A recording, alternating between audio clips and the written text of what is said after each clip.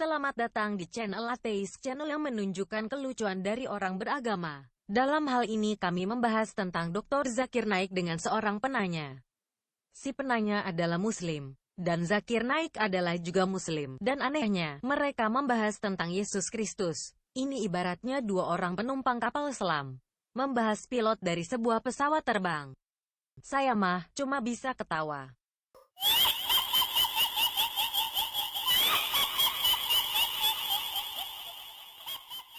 My name is Tangwan Moses, an engineering student from KNUST.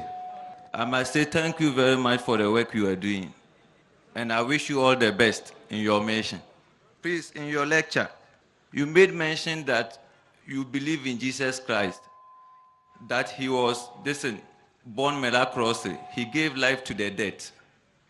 And I must say, all the religions say man must die once before the third judgment day.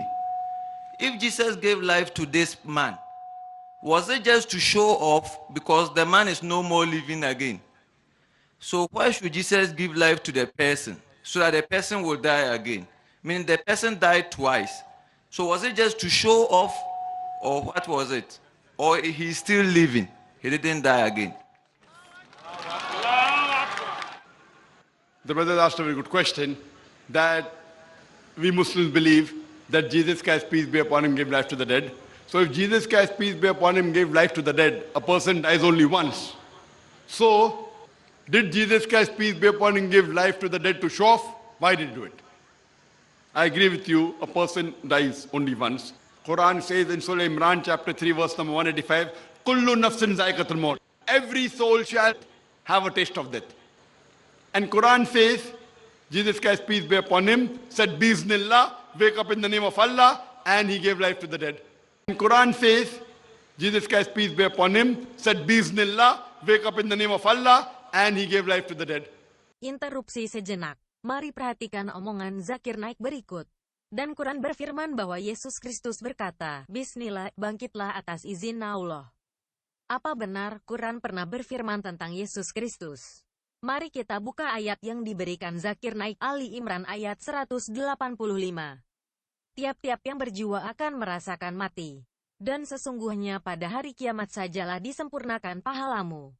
Barang siapa dijauhkan dari neraka dan dimasukkan ke dalam surga, maka sungguh ia telah beruntung. Kehidupan dunia itu tidak lain hanyalah kesenangan yang memperdayakan. Sepertinya saya tidak menemukan kata Yesus Kristus dalam ayat Ali Imran tadi. Saya yang salah atau Zakir Naik yang mengarang-ngarang cerita, ya? Right from start till Prophet Muhammad sallallahu alaihi wasallam, they were done by Almighty God. They were not done by the Prophet himself, but they were done by Almighty God. When Moses, peace be upon him, when he parted the sea, that miracle was done by Almighty God to prove to the followers that he is a messenger of God. And you can see this when you read the Bible. Wah, tunggu dulu. Kenapa Om Zakir Naik seolah menyuruh umatnya membaca Bible? Bukankah Zakir Naik pernah bilang kalau Bible sudah dipalsukan? Kenapa sekarang dipercaya? Kenapa pula Zakir Naik percaya kalau Yesus Kristus membuat mujizat? Seperti yang diterangkan berikut. And when you know, once Jesus Christ, peace be upon him, when a person dies, and two sisters go to Jesus Christ, peace be upon him, tell him that, please save my brothers. So he prays to Almighty God that you listen to me. He cries, you are the one who can save him. Let this cup pass away from me. He's praying to Almighty God. That means asking God to give back life to that man. Jesus Christ, peace be upon him, is praying to Almighty God that when the life was given to the dead, it was given by Almighty God.